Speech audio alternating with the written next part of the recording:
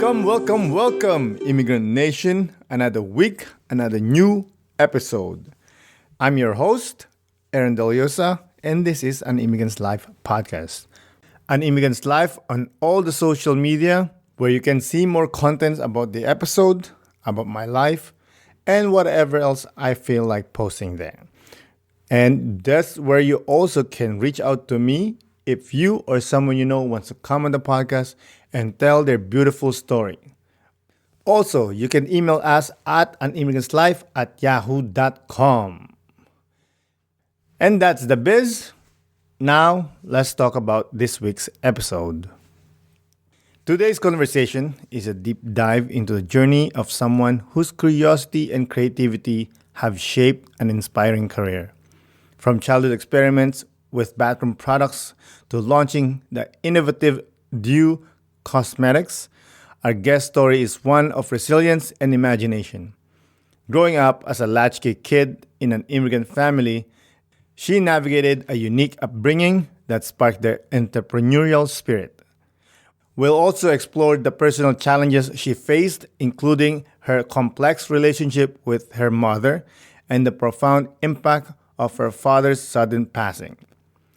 Get ready for a heartfelt and engaging discussion that touches on creativity, growth, and finding empathy through life's trials. And with those beautiful words, let's not waste more time. Without further ado, let's get into the show.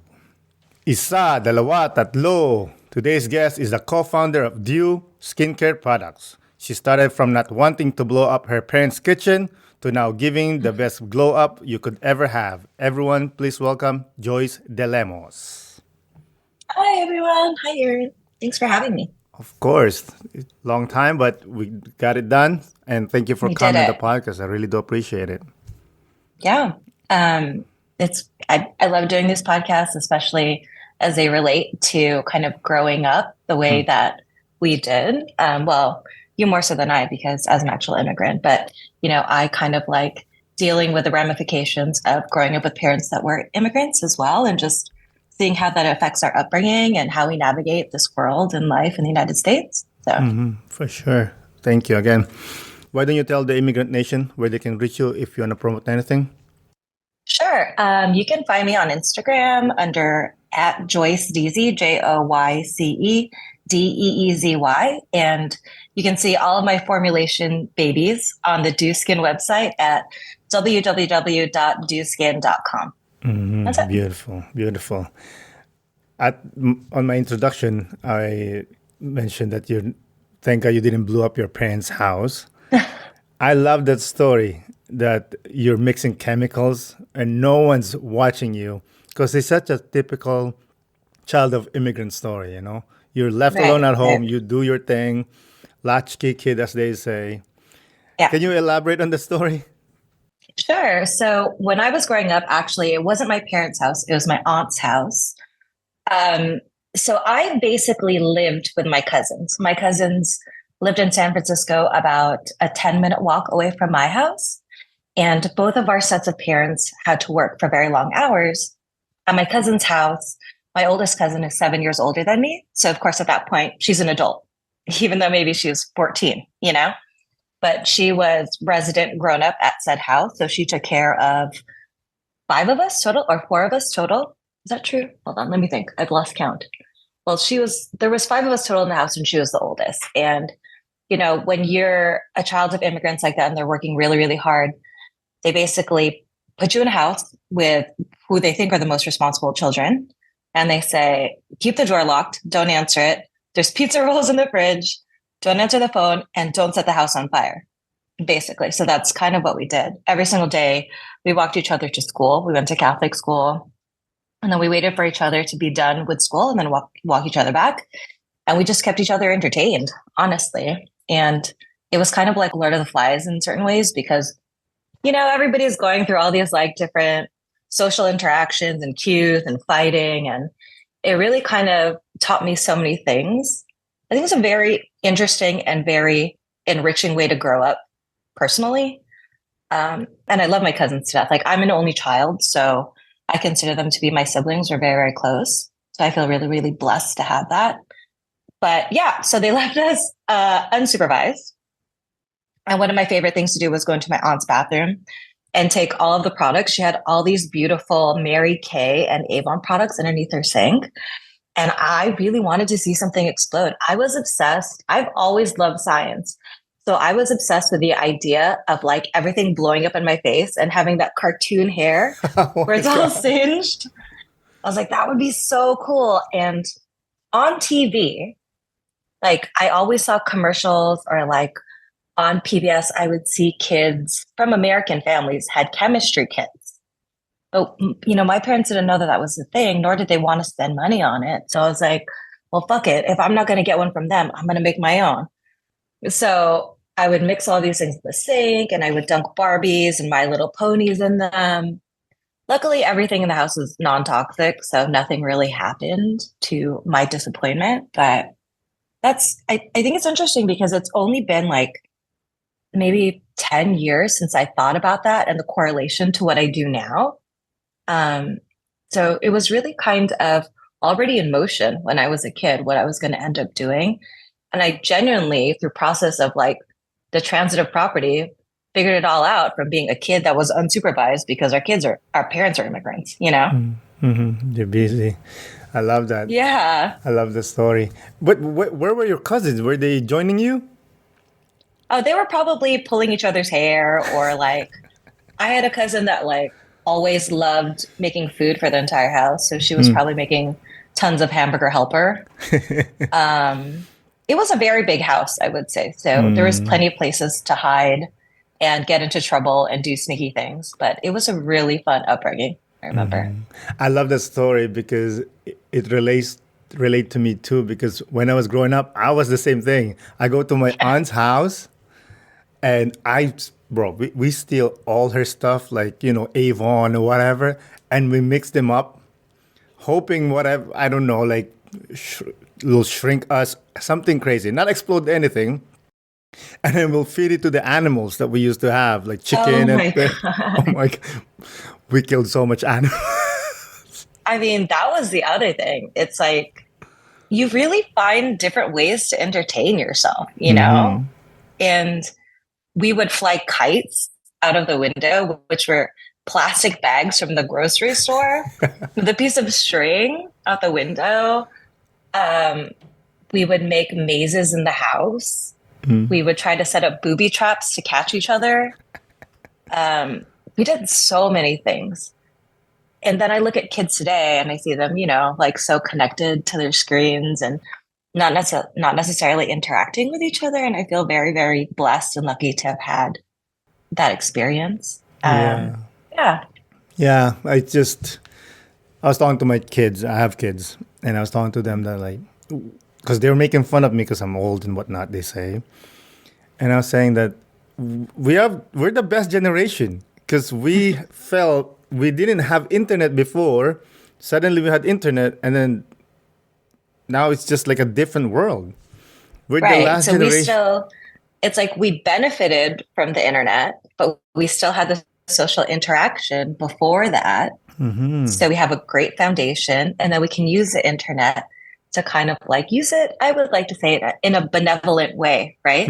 Yeah, Like find find an old friend from elementary school or whatever that is, But now I feel like, yeah, kids basically grow up with a screen in their hand and like the oh internet yeah, already in their yeah. face. So It's just automatic for them. You went, yeah, you did biochemistry in Cal Poly. hmm Being a child yeah, of immigrant, being Filipina, usually is a hmm nurse.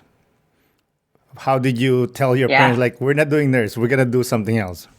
Oh, let me tell you, there's so many different. I think my parents knew from a very young age that I was going to be different, jumping kind of forward, and then I'll go back into being a nurse thing. But like, I live in New York. After college, I didn't live at home. I didn't get married immediately and have children. I'm not a nurse. Like, You're a bad am I even person. Filipino? Like, You're a am I bad even person. Filipino at this point? Yeah. So I think they knew from a very young age that I was going to be different.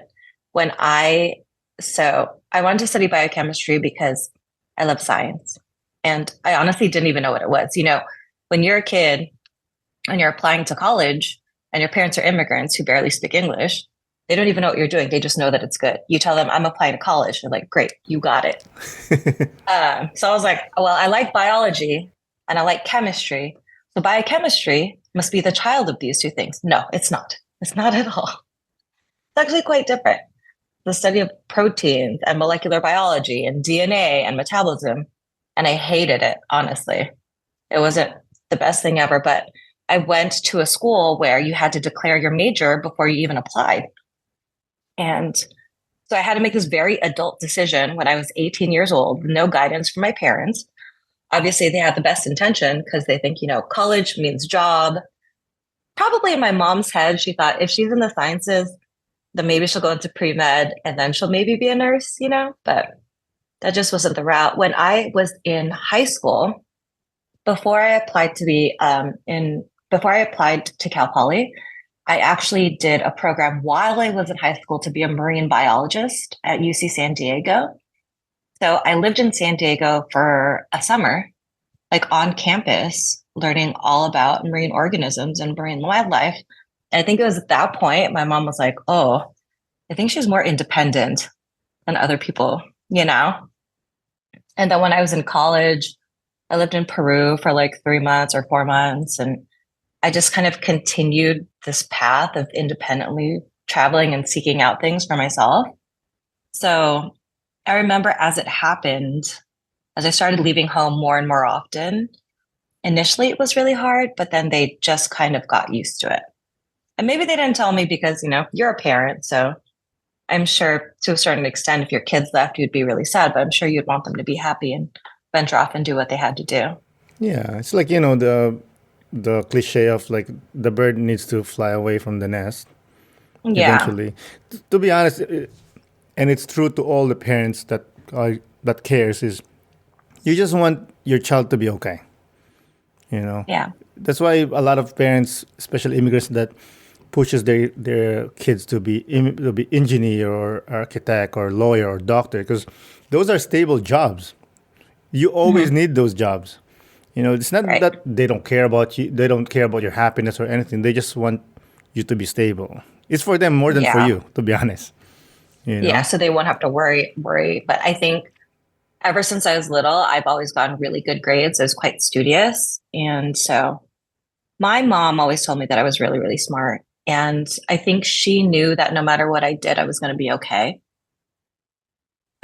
Which is probably why she felt comfortable with me not being a nurse or a lawyer or a doctor. How important was that mom is actually telling you you're smart? Yeah.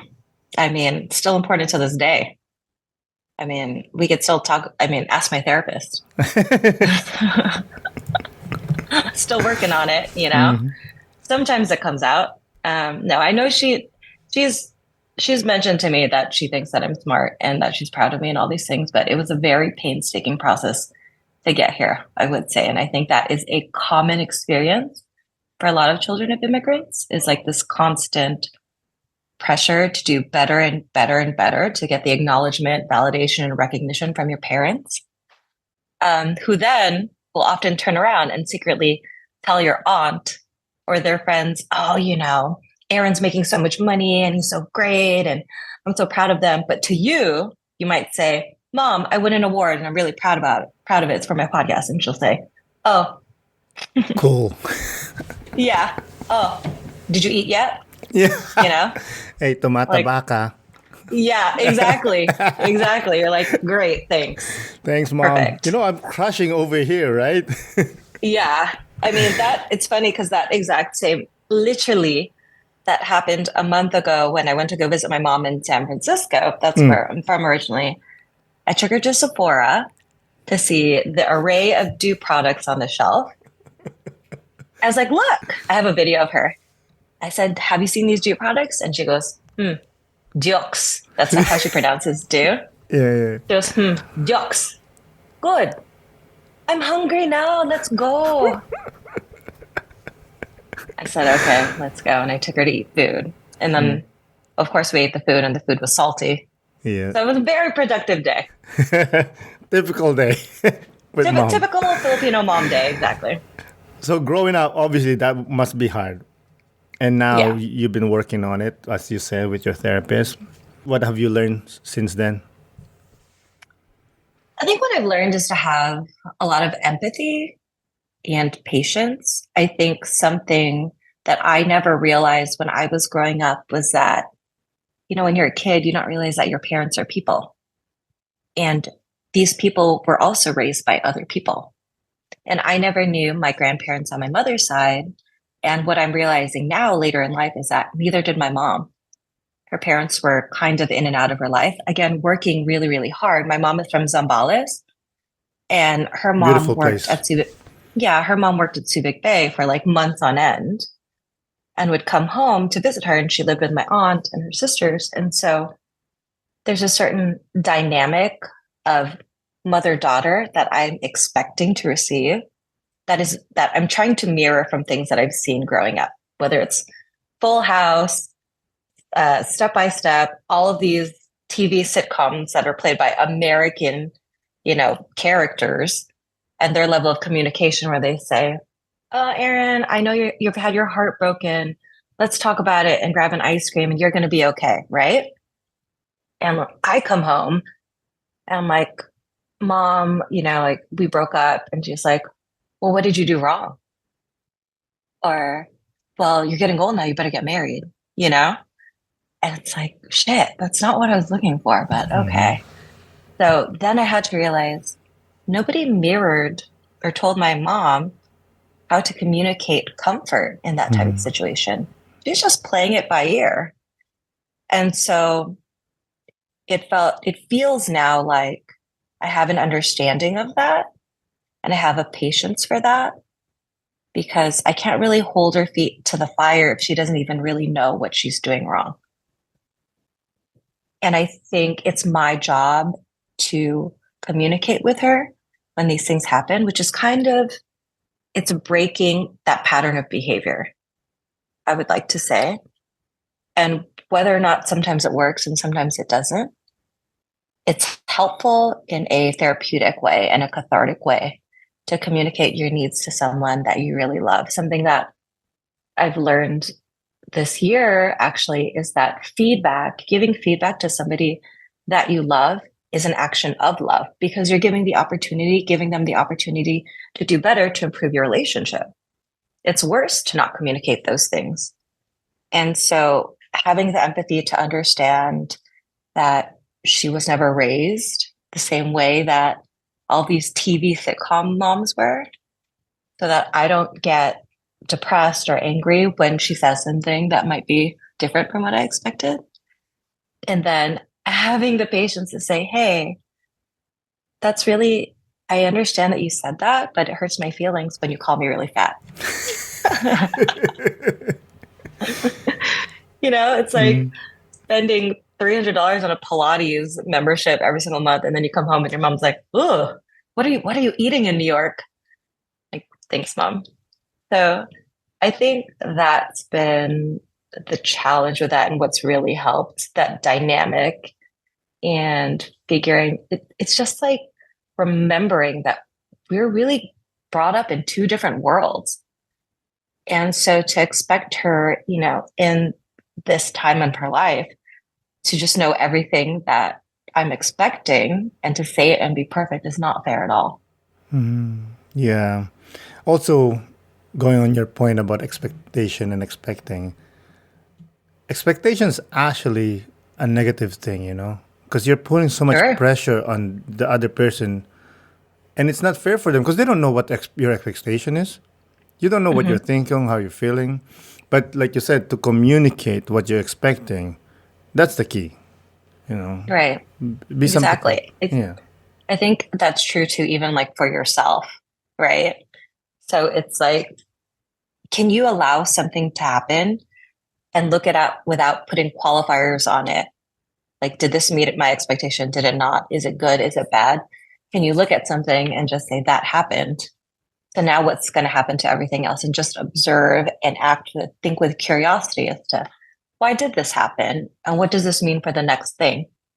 Because I think, yeah, those expectations put pressure on other people, they put pressure on yourself. And at the end of the day, a lot of things you don't have control over. So you're doing yourself a disservice by putting those things out there. Yeah, exactly. It's just if you expect something from someone or something that you want to do, most of the time you will get disappointed because expectation Right. is equals most of the time a disappointment, right? And like you Right. said, communication with your mom. How about your relationship with your dad? Well, my father actually passed away in Oh, 2018. sorry to hear that. But before that, it's okay. I've done a lot of work to kind of like work through that because he and I were very, very close. I've always been a daddy's girl. And I think this is because that mother daughter bond was always so strained, I would say. And he was never really the type of person that took things too seriously, I would say. And so we had a relationship which was more along the lines of like doing things around the house, which I loved. And I kind of attribute my handiness and my aptitude with tools and like engineering and formulation to my father because he instilled this curiosity inside of me to get really, really busy with my hands and figure out how things work. And having that mindset and with my inclination towards science and my love of science has really helped shape what I've come to be. But I just remember my dad, for example, I'd call him and I'd say, "Hey dad, I'm going through a breakup right now. I'm really sad." And he'd say, "You live in America, right?" I'm like, "What the fuck? Like, where is this going?" I'm like crying. Yeah. I'm like, "Yeah." He's like, "Oh, you have freedom, right?" I was like, "Yeah." It's like crying my eyes out. And he goes, "So fuck that guy. You could love whoever you want. Go find somebody else," which was so impactful in a way because it was very matter of fact. And it was kind of exactly what I needed and something that I remember to this day. Because here's this guy who's lived in the United States for so long that I've forgotten that he had an entire life before me. I lived in the Philippines where he didn't have like so many options or so much opportunity or, so many freedoms to do whatever you want. But I think he saw me as this person that was like, oh, she can do anything. Like she literally can do anything. And I think between my two parents, my dad was always the more lenient one. So I'd say, "Dad, I'm going to go to Guatemala for a month by myself." And he'd say, "Okay, you have money?" Like, "Yeah." And that was it, you know? But yeah, love that guy. Really taught me a lot of things. What was dad's name? Rosaro. Oh, Rosaro. That's my grandpa's Mhm. name. Oh, really? Yeah, Oh, yeah. funny. That's Great yeah, people. yeah. It was Yeah. good. And he was one of eight, and my mom was one of three. So he also is because he's one of eight, I have so many cousins. And one of those set of cousins is the cousins that I grew up with. That's beautiful. Do you know where dad's from in the Philippines? Mindoro. Okay, Mindoro. Yeah, Mhm. I've never been there, but I heard it's beautiful. Every place in the Philippines is beautiful. I feel Yeah, like, I you know know. it is. So you travel a lot, and then you mentioned you're from San Francisco. Now you live in Brooklyn, right? Mhm. Coming from the West Coast and the East Coast and all the traveling, did that give you a better understanding of the sacrifices of your parents and the way they immigrated? I want to say yes, but I don't think so because I don't think that I've endured the level of uncertainty that they both have when they dropped everything to move to the United States.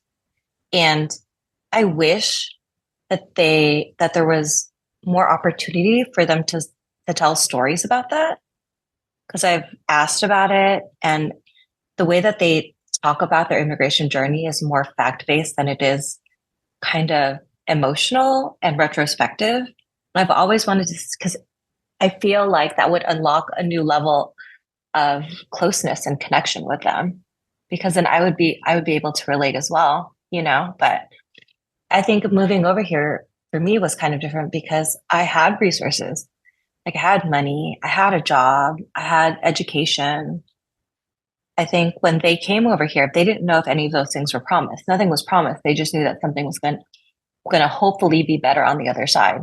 And my parents were kind of different in the way that they actually met in the United States. Mm. So I know a lot of parents that are immigrants usually meet in the Philippines and then they come over, but they were both single following their siblings, and they met in the United States because my aunt and my mom were working together at an insurance company, and my mom was doing a little woe is me, I'm single, and my aunt said, I have a brother. And as my mom likes to say, he took me to the movies, then we sat in the car and he tried to kiss me, and then What a and I baller. said no. Yeah. And then I said no, but then he kept trying. And then I thought, well, I like his family and he's so nice. So then we got married. Very simple time back then. So yeah, I don't think there's anything that I could do now short of completely uprooting my life and moving to like Antarctica for me to feel what it was like for them to come here. I don't think that they even knew English. I'm sure So they know English because we speak English in the some, Philippines. maybe some. I It's mean, the talking is the problem. my dad knew some English, but I wouldn't say it was his best. I also think that he kind of refused for a very long time to be good at it. So, Yeah, it's confidence. It's yeah, confidence, yeah. to speak. Because back home, you get make fun of if you speak English. At least, Oh, yeah, you get make fun of. You mess up one word, done. They'll make fun of you. yeah. So it comes with it. I felt that way often when I've been traveling in other countries more than some countries. Like I feel like when you travel to Latin America or South America and you try to speak Spanish, they want you to try and they want to help you. But maybe you travel to France and you try to speak French, they're like, ugh, just speak English to me. Perhaps. Yeah. I want to get back to what you were saying about hoping that you could speak to your mom and allow her to open up. The best way, road trip. Put her in a Oh, car and go for a long trip. Like she has no choice but to talk to you. yeah. And then just Yeah. drop a question. And it will help. Well, so interestingly enough, I'm taking my mom to Hawaii next week. Oh, nice. And this will be our first vacation, just the two of us. So we'll probably attempt to kill each other on some Most day, likely. most likely. We'll eat good food, and I hopefully will have good stories. Part of the problem is that my mom is binge. For those of you don't know, it's hard of hearing and very tigas ulo, which means she's stubborn and does not want to wear her hearing aids. So by the time my question comes out, about then 15 minutes. Yeah. And at that point, we're already at our destination. I'm tired. Yeah, That's I guess so. But you just have to trap her. Trap her in a it. Yeah, spot that right. she has no choice but like listen to you and she talk. That would help, Yeah. I think. Well, it helps because she's binge, it helps if we only FaceTime so she can see my mouth. And then also if I attempt to speak Tagalog, which is probably third grade level. Hey, good enough.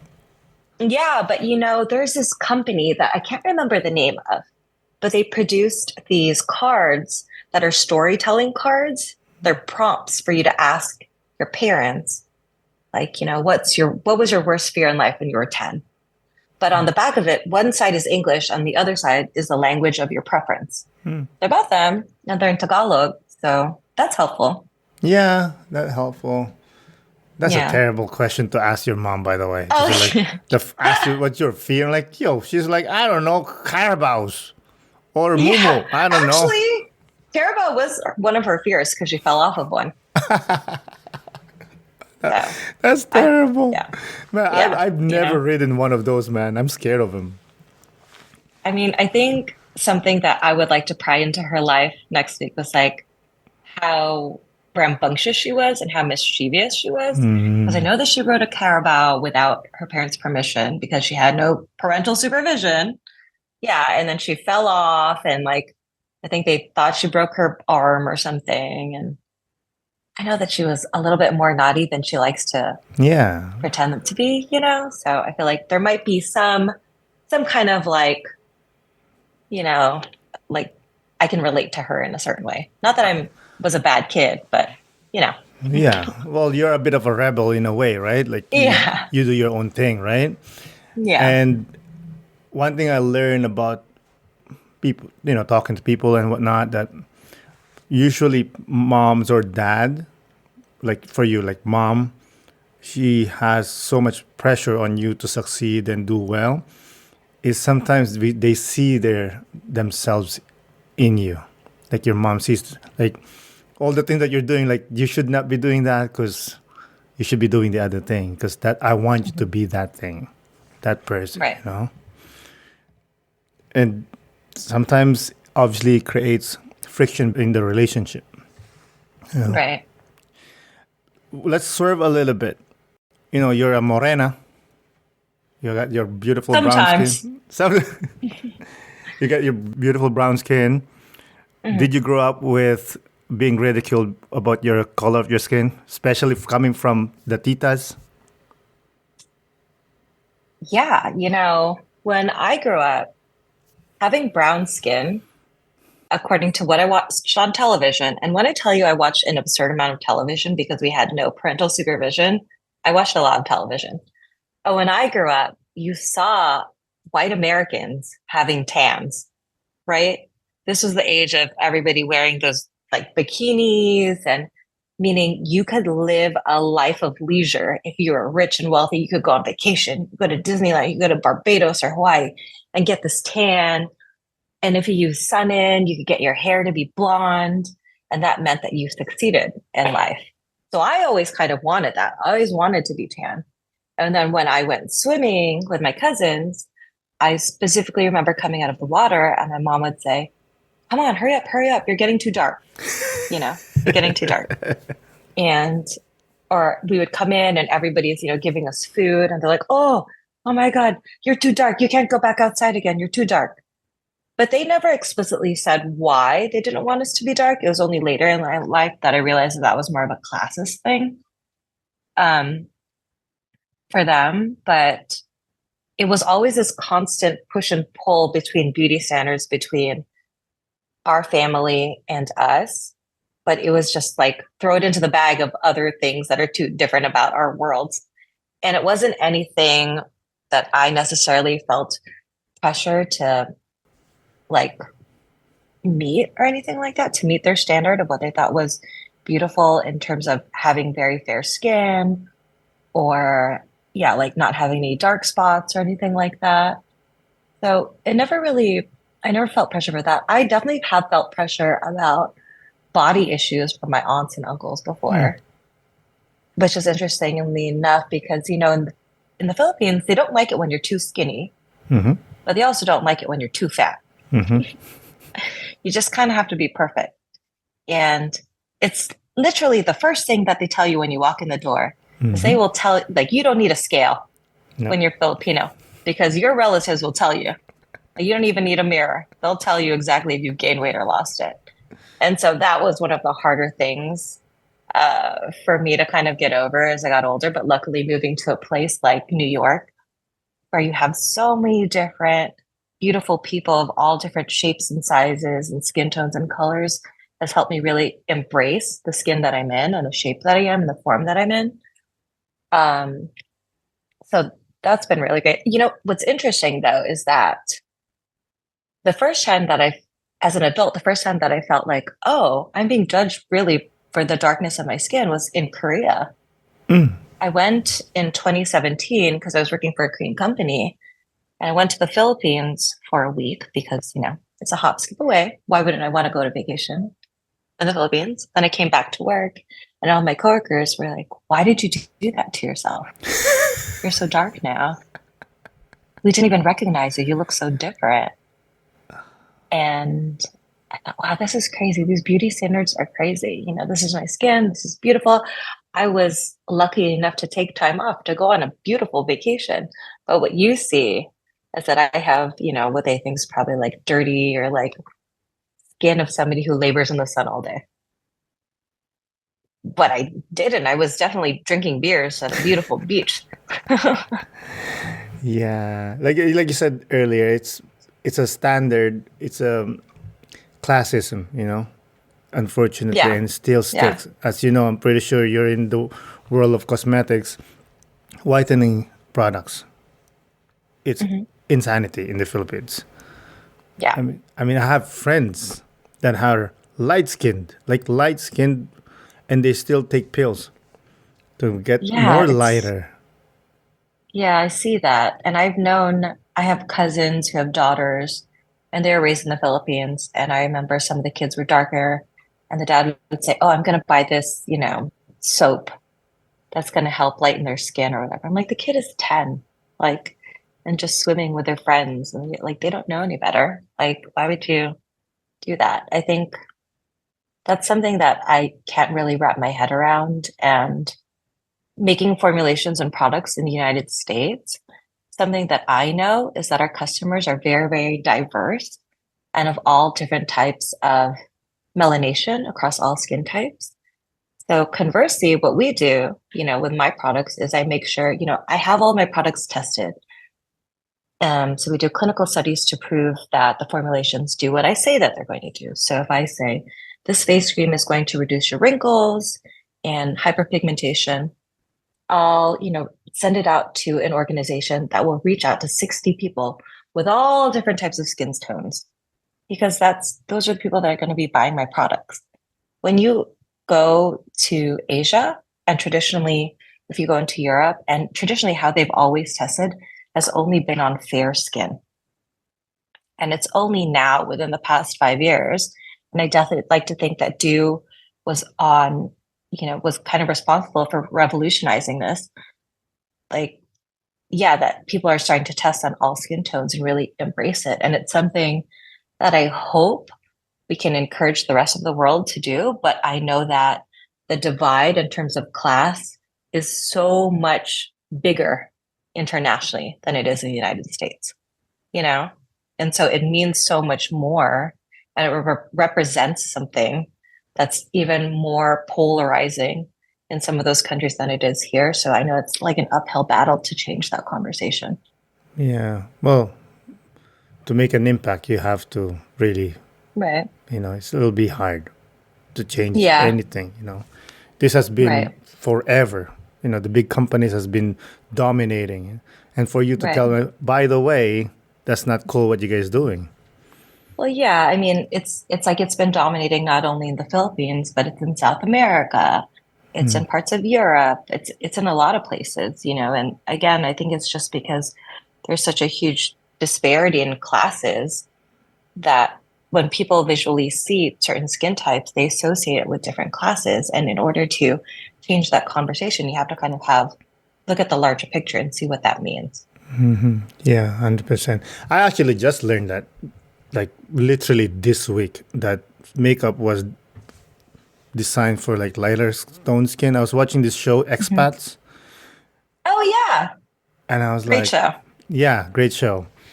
And I was like, that's a thing. I didn't I didn't even know that the makeup is like designed for light skin. Me, I'm just thinking like makeup. Obviously, I'm a dude. I Yeah. don't wear makeup, but you know what I mean? Yeah. Yeah. Very, very interesting. Just like, now being in this industry, seeing all the different beauty standards across the world and to see how many of the standards are the same and some are just completely wildly different. Talk to me about the founding of Dieux, or as your mom says, Dieux. Yikes. So Dieux was founded at the top of 2019. So at the end of 2018, that's when my father passed away. And it was a really hard time for me. I had to take a lot of time off to spend time with my mom. Like I said, I'm an only child. So I had to go back to San Francisco to take care of a lot of things. We call it a first generation alpha daughter type syndrome. You're the ate. And so, yeah. of myself, of my parents. Of everything. And so of everything. So I had to do that.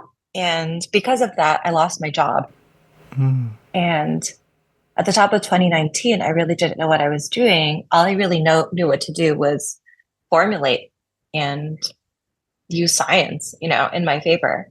The job that I was at before that, I had helped create a laboratory space in New York City where I could make my formulations, and it was in the penthouse of a place in Manhattan. Yeah, that was where our workspace was. So I thought to myself, why can't I do that for myself?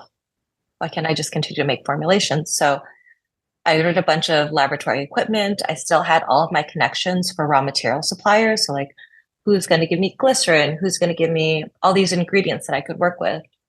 And I ordered them all, and I put them in my extra bedroom in my tiny Brooklyn apartment. And I just started formulating away. And I met Charlotte and Marta, my co-founders, through a mutual friend, because they were looking for somebody to create skincare products with. And they were actually some of my first clients as an independent consulting making formulas. Yeah. And in 2019, so it was a very scary year.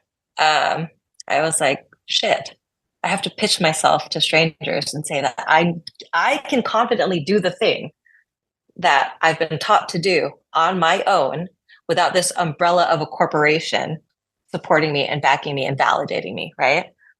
And so they believed in me, continued to work with me until 2020 when we launched the brand and we decided to, quote unquote, make it official and start Dieux. But in 2019 and 2020, I was formulating skincare products for celebrities, influencers, anybody who really wanted to start a skincare line. But let me tell you, there was a lot of no's that year. Well, So many no's. It took one yes. It took one. I mean, it took a couple of yeses, and word spreads, which I'm very, very thankful for. Something that I am really grateful for, which I think Filipinos are known for, is being really, really hard workers and have an incredible work ethic. So I just kind of kept at it, and I'd have one client that would then pass me on to one of their friends, who would pass me on to their friends, and the Rolodex just kind of forming. For all the young listeners that don't know what a Rolodex was, it was a thing where you put phone numbers in. But that's how I started this database of people that really believed in me, and it helped spirit me forward and gain the confidence to just sell my capabilities and sell my skill set. I think when you're Filipino and obviously a woman and I'm small, I was often taught to not say anything, to just do the job, get in, do the job that I was told, and get out. In this world that I was living in 2019 and 2020 and 21 and however long, it's actually until now, wait, I can actually make these rules. I create the job for myself. I create this world. And if I don't like something, I can say that. And if I like something, I can lean into that. And so I think this whole experience of starting Dieux has helped me step into a new level of capabilities that I hope to pass on to other generations in my family. And I hope that they see what I'm doing and they know that just because, someone tells them not to do it, or, maybe they have a slip up and, they get fired or whatever it is, that's not the end all be all. There's so much in your control that you don't even know until you actually unlock that level of thinking. That's beautiful. I want to ask you, is there trademark for makeup or whatever you create? So I do have a patent for one of my formulations that I created at L'Oreal. And that just means that nobody can copy the composition of the formula that I created. But we have trademarks for the product names that I've created, or the product names for, so we have a product called Deliverance, which is a serum. So nobody can actually use that name and sell a serum of the same thing. So nobody can copy that. But I'm pretty sure people look at the ingredient listing of my products and try to replicate it. They can still do that. The patents aren't really that protective, because if you just change one thing, it's like this. If I make a chocolate cake and you're a good baker and you're I love this chocolate cake, I'm going to figure out how she made it. And I have a patent on my recipe. It has 1 cup of sugar. You can put in 1.2 cups of sugar and it bypasses my patent. on my cake. So it's a nice to have, but it doesn't really protect it. But luckily, I'm pretty good at what I do. So I can kind of make the formulation secretive and mysterious and hard for people to figure out what it is. I love that. I want to ask you, how's your identity as a woman of color influence your approach in funding the company? It's really been challenging, I would say. I'm thankful for the opportunity because again, it's helped me reach a new level of personal growth and understanding. I have never been put in an opportunity where I've given the chance to speak up for myself.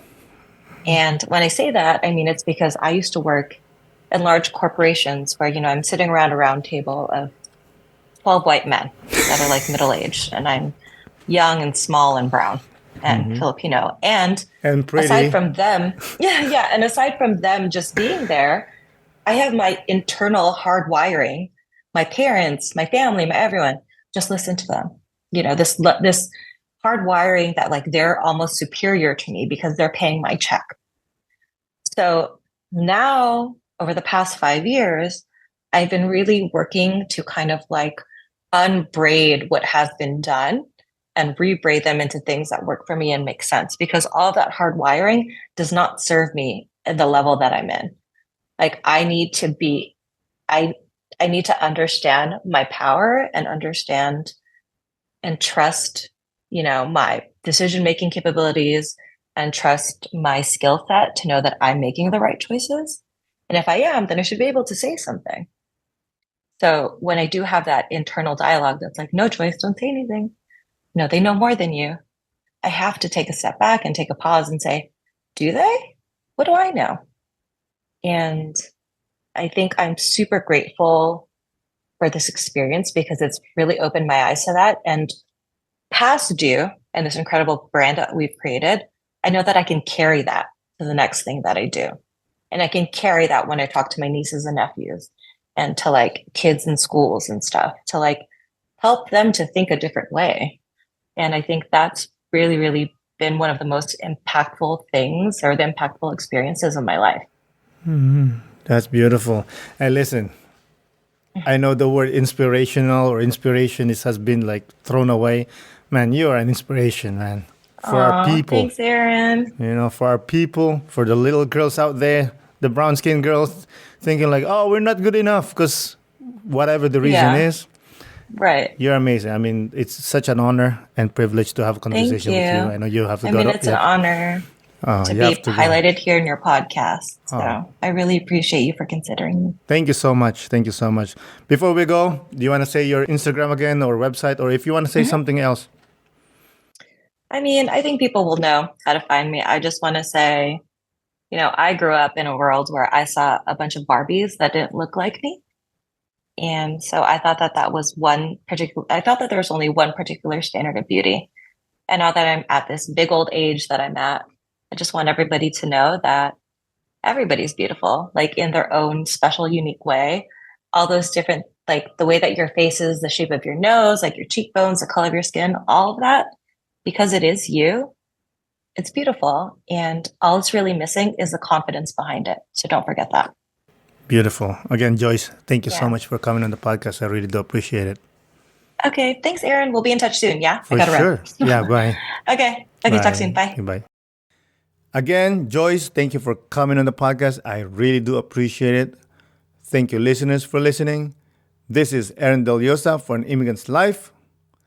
I'll see you guys later.